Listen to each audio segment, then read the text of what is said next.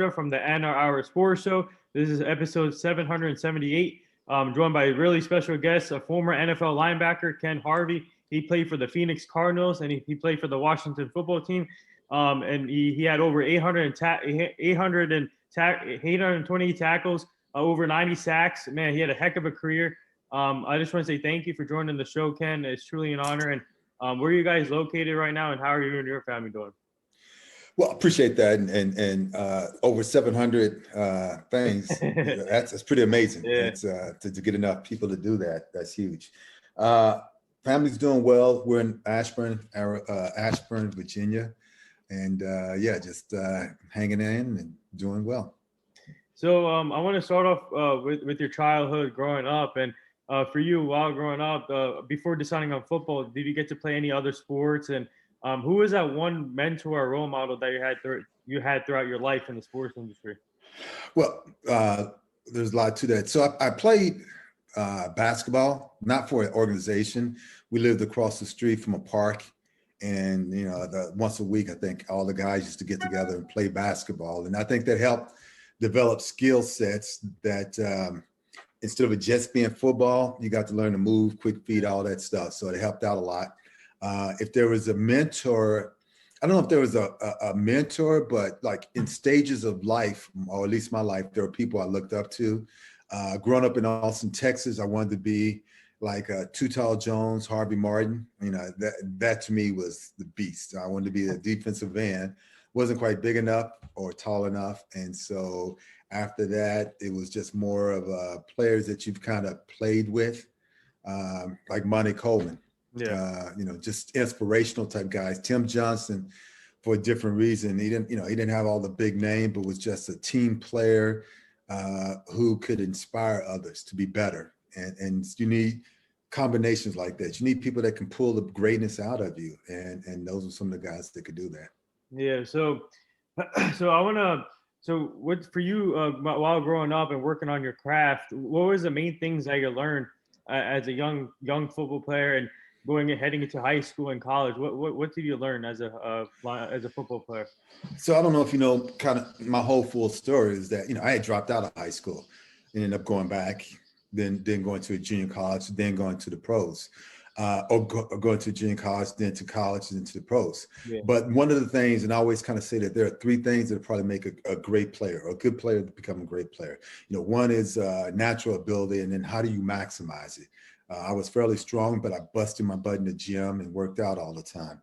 Two is, having the heart, willing to do whatever it takes to get the job done, willing to stay later, willing to play special teams, willing to go across the field, just hard work.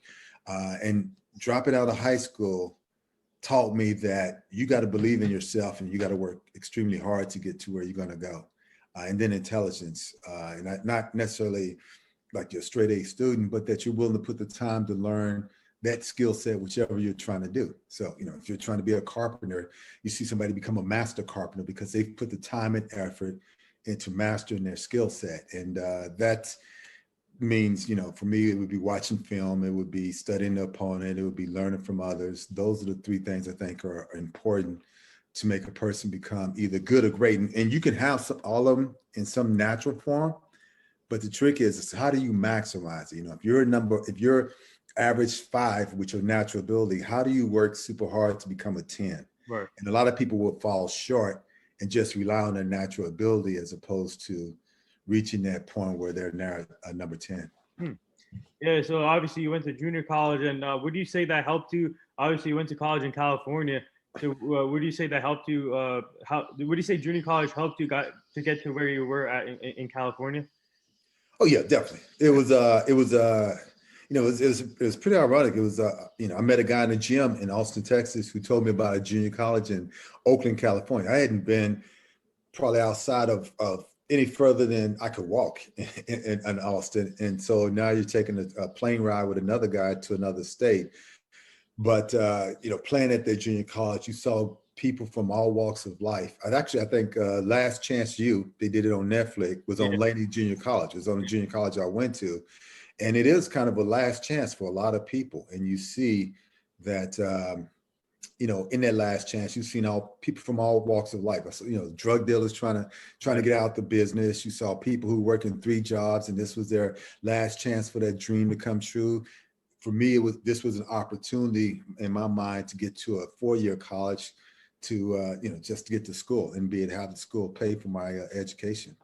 Yeah, speaking of last chance too, I had the head coach on the show last year, and it was Okay. it was an honor talking to him, and I learned a lot from that show. Is amazing to watch, and It's a great show, and unfortunately, whatever. But the coach that I had, my first, he's a great guy, a white coach in an inner city Black area, who was just kind of like, look, you either do it my way or the highway. yeah, You can come here, you can waste your time, or you can try to get something out of it. I want to make sure all these kids go to college. I think one of the best things that we did is he made everybody take a speech class, so that you know how to talk to people, and not that you don't know how to talk, but how to represent yourself well. And so I think little lessons that have paid off even now for me. So I wanted to talk about your draft experience. Obviously, you got drafted in 1988, round 1, pick 12 with the Phoenix Cardinals at the time. And take me back to the draft experience. And obviously, for you being from Austin, Texas, did the Dallas Cowboys have any interest in you? I'm a huge Dallas Cowboy fan here in Jersey, but yeah. No, look, I was, the dream, right, would have been, the dream going to college. From the junior college, I wanted UT to come back and say, hey, man, this is one of our boys. We need to bring them back. That never happened. Then the dream would have been getting drafted by the Cowboys. That didn't happen. They didn't even talk to me. I talked to the New York Giants. They said I was too small to be one of their linebackers. I was like, whatever. And didn't even really talk to the Cardinals. And then all of a sudden you get this call, hey, do you want to be a Cardinal, a Phoenix Cardinal? They had just moved to Phoenix. So like, Phoenix Cardinal, who in the heck are they? But it was an opportunity, and it came out of nowhere. But it was great. It was a great experience. yeah. So take me back to the phone call when you were waiting with your family and friends, finally getting your name called. What was that feeling like? For me, like, I know a lot of people are like, man, this is great, and this is the greatest thing. In my mind, it was like, you selected me. Now it's my job to prove that you got a bargain getting me. You got a great deal, and you don't even know it. So my mindset was, man, this is so cool. You get to have dreams or help make some people's dreams come true. But it's time to buckle up and go to work. This is time to prove to them that it wasn't a mistake and that they got a bargain getting me. And that was kind of my mindset back then. So obviously now they're named the Arizona Cardinals. Right. Was it so when you came in? Was it weird seeing the name Phoenix Cardinals at first? Oh yeah, I mean, you tell people so like this is your crowning moment, and not only for myself but for my family, you get to say, man, my son's playing in the NFL, and then you would tell them Phoenix Cardinals, and everybody's like, is that a team? Is that a baseball team? No one knew who the Phoenix Cardinals were. Phoenix was a they had a lot of snowbirds. It was a time where a lot of people come into town just for the winters and then leave. So really didn't have a huge fan base.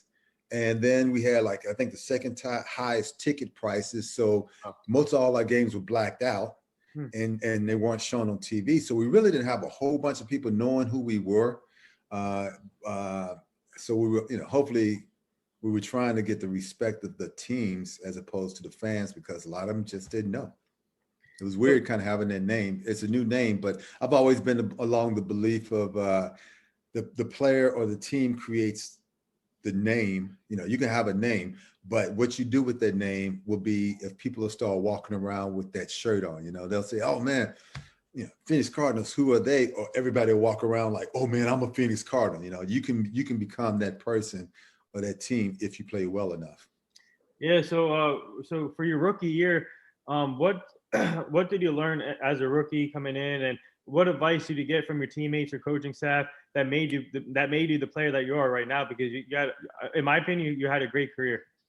Yeah, no, this is a great career. A couple of things. I'm gonna give you a quick story, and then I'll give you some of the lessons. But like when I first got drafted, it was 2 stories. But one, when I got drafted, I was working. You're still in college before you head to the pros. Yeah. and I was working security at a boxing match. And, at the end of the match, they made the announcements. The audience didn't like the announcement. Fights broke out in the audience all over the place. I'm running down in the middle. I almost get stabbed. My best friend picked me up and pulled me out the way before I got stabbed. And some other guy got stabbed. Career could have been over with. That happened. Then I was playing basketball and fell on my knee. It was swollen. I didn't tell anybody when I went to training camp, so I couldn't feel anything from my knee down. It was numb, but I had to fight through a couple of days of camp, and then I told him I got hit in the knee, and so I got away with that. So the experience-wise, the one thing, there was a guy named Anthony Bell. He was a linebacker, and just a little difference, which was remarkable, was he told me how to adjust my feet. I was standing, and I was kind of standing like this, and he said, "Move your feet in a little bit more." And that made the world of difference on me taking on the tight end, because I was getting destroyed off the ball, and they were like, who is this guy?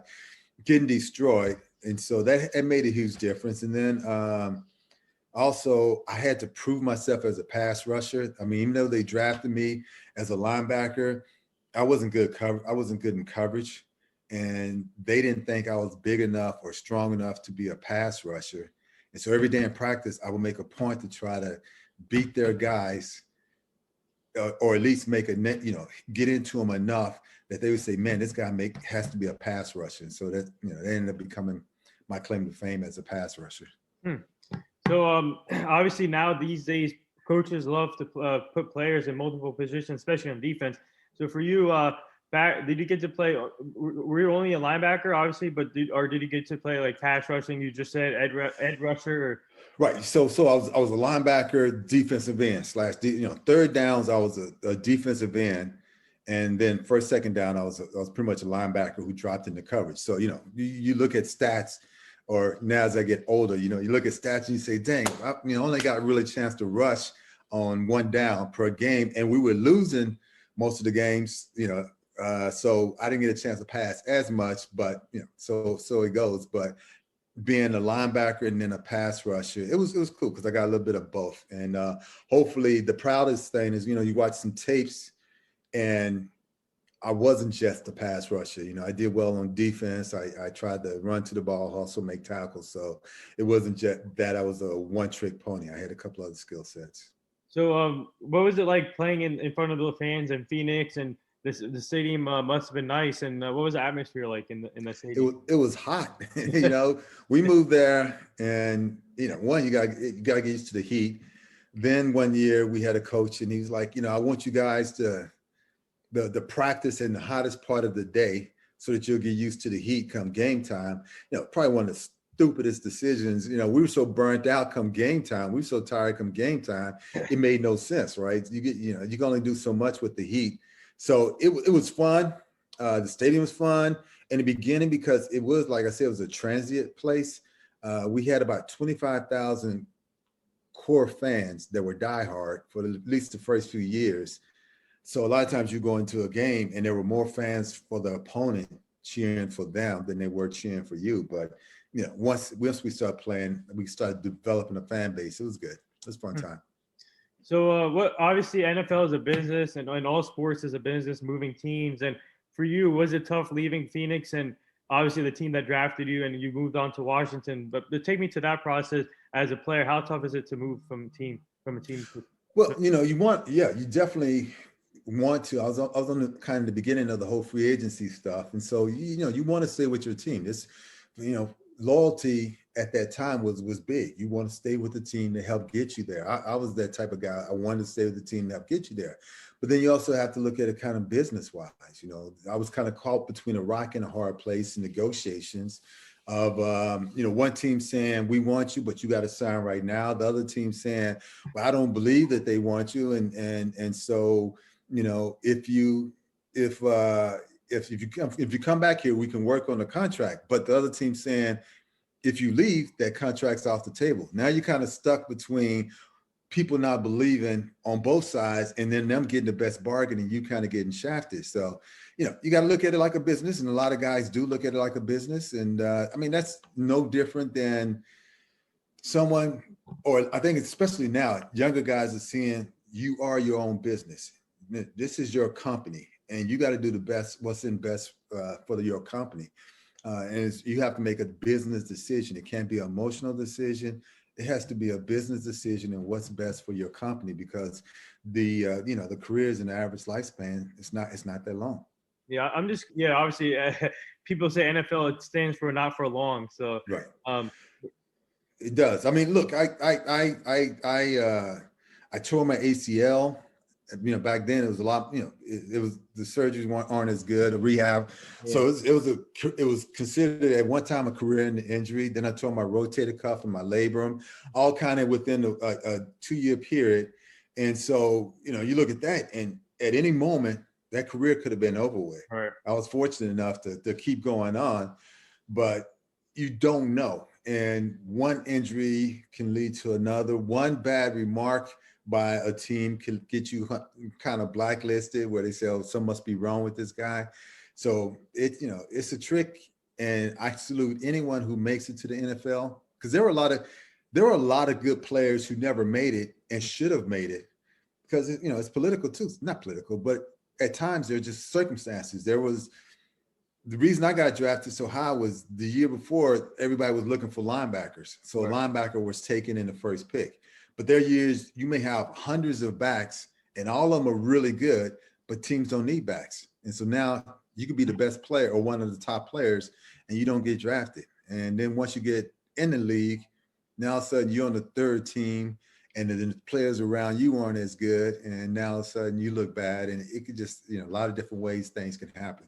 Yeah, I'm just curious though, before we get to your Washington career, did you have any other offers before signing with Washington?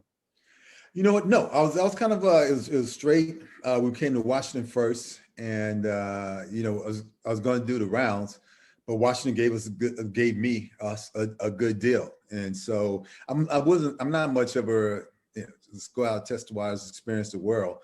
It was here's the offer, it's on the table, but if you leave, the offer will be off the table. What do you want to do? And either you roll the dice and you say other teams will make just as big an offer, or you decide to stay with the team. The one advantage Washington did have was they were coming off of some Super Bowl wins, had good publicity. Everybody knew who they were. They had good TV time and all that stuff. So it just turned out to be the best decision. So when you're walking into the locker room, when you saw and you're surrounded with this, I would say the talented roster I've seen: Brian Mitchell, Don Shula, you have Carl Banks, Desmond Howard, and then you're playing with Mark Schlereth. What's it like playing with those type of players? Well, see, I mean, fortunately, a lot of them were on their way out. Oh. They were trying to rebuild and all that stuff. Gerald Green was obviously there. He did the whole span. Monty Coleman, some of those guys. Football is a game. A lot of times it's good, but it's also a game of respect. And like I said, my mindset back then was, you're gonna know who I am, and you're gonna respect me, not by just me yelling, but by my play. When I first got here, I had number 56. I was gonna try to carry that number over to here. Someone else had that number and actually wanted to charge me if I wanted to get the number. They wanted me to pay for that, jersey. I'm like, I'm not paying no money for a number. I'll change my number to 57 and people are going to know that 57. They're going to want to wear 57. I don't have the number don't make the man. The man's going to make the number. And so, that's kind of the mindset. When I came here, my mindset was, I'm going to try to gain the respect of the people that were here and hopefully fit into the system and help them win some more games. Well, so speaking of Coleman, what was it like playing with him and being in the same locker room there and learning from the player like him? I said, it was fun. If I had any regrets after, there were a lot of good guys who had a lot of leadership and mentorship that I looked up to. And then, Jim Lachey, offensive lineman, used to beat me in practice, but told me how he's beating me, why he was beating me, and it made me a better player. Because then when I went out against somebody, you win against the best in practice, and the rest was easy. You play with some of those guys, and it's like you could be a grown man as long as you're open. No matter how old you are, mentorship is always valuable, right? Just as long as you're open to listen. People have been there, done that, and they can give you, point of views. And so it was it was great playing with those guys. It was sad when they went away, and then you realize you are the mentor. You now have become what they've become, and it's actually up to you how you choose to do that. Do you pass it along? Do you hoard it? Do you become a jerk? What are you going to do with what you've been given? So following a follow up to that question, obviously NFC East is a crazy division. So for you, what was it like competing in that division with the Cowboys, Giants, and the Eagles too? Well, see, I don't want to sound like I'm crying, but back then, you're in Arizona. Yeah. We were flying all the way to New York, Philadelphia, in Dallas. It was long flights, and a lot of times in order to save money or whatever, some of the trips were real quick turnarounds. So there was, time differences and all that stuff. With that said and done, the NFC East back then, it was beasts of the East. They were that was the group to look to. And so, you're playing against some of the greats. I mean, the greatest feeling is going to the Pro Bowl and you seeing all those guys that you looked at, that you say, oh, I want to be like that guy. Even in college, and you point to that person and say, man, if I could meet that person, that's a cool feeling. And then realize you're a part of that, which is even better. So now, looking back, I obviously you're a 4-time Pro Bowler too, and so what was the Pro Bowl experience like back in that day? And obviously it's different now, but what did you like about the Pro Bowl? I mean, like I said, it was the biggest thrill. The biggest thing for me personally is I got a chance to take my dad, and for my dad to become like a little kid, to see the people that he watched on TV all the time. That, bar none, was the biggest thrill of my life. Then meeting players. I pride myself on trying to hustle and work hard. And I remember with some guy, I don't remember who the guy was, but I remember he said, yeah, man, you're that guy who never gives up. Yeah, you're the guy who hustles all the time. Biggest compliment in the world, right? You don't have to know my name, but you need to know what I'm doing. And so that to me was kind of like, yeah, you belong here and you work hard. I got one of my interceptions that I ran back. I've never run a interception back. I ran back for a touchdown in the Pro Bowl. And so, I got the ball, and it was I think it was Jesse Tuggles. We were talking on the sideline, and he was a good guy, one of those players who's mentoring, helping me along the way. And I get the ball, and I'm holding it, I'm looking at it like, what the heck? Because I couldn't catch anything. And I'm like, what the heck? And I'm hearing everybody run. And I run and I get this touchdown, man. I get so excited, I throw it away. I throw it into the stands. But that was kind of the great moment that, you did something at the Pro Bowl. It was just kind of cool. And also you were mentioned with the 70 greatest Washington players. So what does that mean to you? Well, the older I've gotten, the more I appreciate it, especially because he's like, the older you get, right? But to only play 5 years in a group where they had this legacy of so many great players who this was from the beginning to the end of their career, to me was amazing. And I was young enough, when they did it, I wasn't so old that I couldn't remember me being selected. I was like, man, this is cool that the town and the city thought enough of you to put you in the ring. I thought that was kind of special. Yeah. So now looking back at your career, how grateful are you to be able to be in this position, to play the game that you loved and put up the numbers you had, over 820 sacks and over 90 quarterback sacks? It's amazing. And also 4 Pro Bowls, and played over 10 seasons. And do you believe you deserve to be in the Hall of Fame? Because you had a great career. Look, I do look at my highlight tapes and you get excited about it. But as far as the Hall of Fame, that would be a dream, right? If someone said, Ken Harvey selected to the Hall of Fame, I already have my speech made, and I already know who's going to give me and give the announcement to introduce me. That's already locked in and done. But there's so many great players, and a lot of times it's perspective, right? Like I said, I played on teams. I never made it to the playoffs in 11 years. So you look at it and you say, okay, was that something I did? Was there something with the team? Because you never got the publicity of being in the big game. Those things count against you. So I would like to be in the Hall of Fame, but I understand, if it doesn't happen, whatever. There are greater things in life than just that, but that would be a nice check it off and say, I've done this. I would wear that jacket around. I would be so annoying. They'd be like, Ken, wash your jacket. It's time to, you can take your Hall of Fame jacket off. So maybe it's a good thing I haven't gotten it yet. So obviously the NFL has changed a lot when you played. And what do you like about these linebackers now, where they can play will linebacker, middle linebacker, they can play outside, they can play inside, they play anywhere. All these linebackers. What do you like about the position play? Well, the guys are. I don't even want to say more athletic, but they're great athletes. It's not so much like, I think a lot of the guys back when I played could have done it as well.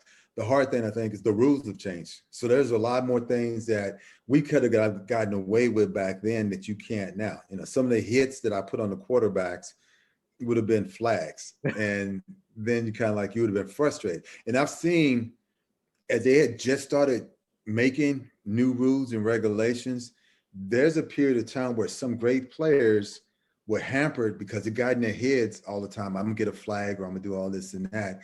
And so their greatness can never shine. So, these linebackers, I think they're amazing. They're great, they're athletic, they're strong. Do I think I could play as well in this if I had to play in this? Yeah, heck yeah, you should think that. The hard thing would be adjusting to the rules a little bit. And that would be kind of a little bit difficult. Yeah, so I want to get to the NFL draft this year. I'm sure you were watching it because your former teammate Coleman was there too. And so how great was it just to see fans back in the draft watching it? So it shows.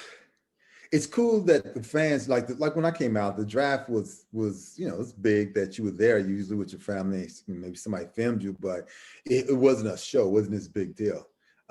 Now it's a big deal, and it's cool to see the friends, the family, the fans that are gung ho about who players get or what players come into that team, and then you realize it's the NFL, it's a community, it's a family of people cheering for each other. So it was good to see, and I think not this world, but even the world. Throughout the pandemics, sports had been a good staple. No matter what was happening, you're staying at home, you're going through all this stuff, but at least you can turn on the TV for a couple of hours, and that was your getaway. Right. And so I'm so happy that even through all of this, for whatever reason, sports found a way to keep going on, because I think that they kind of at least gave us a sense of normalcy. And without that, it could have been really, really bad. Imagine just, you're at home all the time, and then on Sundays, there's no sports at all. People would go crazy. So I think it was I'm glad we did it, or the NFL did it the way they did it. Before I ask you about the Washington's draft, I want to ask you about my Dallas Cowboys. And we drafted 2 linebackers this year. I want to get your take on it. Michael Parsons from Penn State, and we got Jabril Cox from LSU. What do you like about those 2 linebackers? I think Jabril Cox is a great value. So this is the point where I would fake it and act like I knew. Oh. I didn't watch the draft enough. I mean, I watch football here and there, but yeah, I usually just, once the season starts, I'll watch the game, but I'm not into it so much that I know all the details. So I could fake it and lie and probably get busted and lie. So you tell me. You seem like you know the players, and a lot of times it's attitude, right? You want to see a guy whose motor keeps going, but have good fundamentals and basics. Mm-hmm. And a lot of times, to a discredit to some players, because there are a lot of great athletes, but the coaches in college can sometimes only rely on that player's athletic ability instead of teaching them and mentoring them to become a better player. So I know there were players like offensive linemen who were highly drafted, but in practice, I would destroy them because they were taught to just be big and block somebody, but never taught skill sets. And now when you get to the pros, you go up against guys who are grown men who are mastering their trade. And if you don't have the technique, you got about 2 weeks in training camp, shorter than that now, before coaches have to make the call and say, you know, he's going to be first team, second team, he's out of here, that type of stuff. So if you're not talking college, it's over with. That being said, I'm sure Dallas with linebackers, as long as they can play hard, have a nose for the ball, pick up the system, and have the motor that keeps going, it's a good deal. Yeah, let me rephrase that question. So what advice would you give to all these rookies coming in this year to keep their heads up? And obviously some of these rookies it's not a guarantee. They have to work for it for the roster spot. But what advice would you give them coming in? Well, kind of just one is to remember you haven't reached the mountaintop. You've just begun to work, right? You got to prove it at every level. There have been guys who, once they make it to the pros, they feel like they've made it and they let their guard down. They put on weight. Maybe they don't train as hard, whatever, or they get used to the fame. They get overly excited about the fame and stop doing the things that got them there. So remember the things that got you there. Don't be afraid to ask for help. Work hard, study hard, play hard. And don't give up. Don't get discouraged. Sometimes coaches and people will put you in the wrong positions. Don't get discouraged. Believe in yourself, and don't read your press clippings. I mean, we're not all that good, but I tell you what, the one thing, once you get drafted, or people know you're in the pros, your jokes are funnier. Yeah. You become better looking. It's easy to get caught up in that game, right? I mean, when I got drafted, I say something corny, and everybody's like, "Oh," it's corny, but because you're the man at that moment, people love you, and it can go quickly. So just don't worry about the press clippings. You're there to do a job, do your job well. Yeah. So for you, what have you been doing? Obviously, the past year with this pandemic going on, and what have you been working on as a next goal? Well, I appreciate it. So I just got a job as an executive director for a nonprofit called Touching Heart. We're trying to help young people become compassionate leaders, especially, everything in the world that you've seen. We need some compassion, and we need to learn to talk to each other. We need to learn to talk, to relate to each other. So we work with young people to teach compassionate leadership. Before that, I also worked with a wealth management company. So, investments. I have the life and health insurance license and property casualty license. So, we can help people in those areas. People don't, when you're young, you don't think about life. You don't think about legacies. Insurance is a great way to leave a legacy. So it's a company called Fellows Financial Group. I've written a bunch of children's books and a couple of thriller suspense novels. So I like writing. I actually did a book with the actor Terry Crews. Oh, wow. We did a children's book together. We're using augmented reality, and then writing and kind of trying to write screenplays now. So we'll see where that goes. That's awesome, Terry Crews, huh? He played with Washington, Yeah. and for the year that he played, we were friends, and just a great guy. Never forgot his friendship with me, and hopefully, and even in all his stardom with Hollywood, and he's a great artist. And we did some children's book, and he did all the artwork, and just amazing. And then on top of that, like I said, he's a good guy. You can easily get so busy, so high up that you not forget, but that you don't have time for the person that's a friend. But he's never really forgotten me, and I appreciate it. He's a good guy. So now we do this fun little segment on the show. It's called a rapid fire segment. You ready for this? I'm ready. I don't know if I can get it, but I'll give you what I got. Okay. Favorite memorable game that you played in the NFL?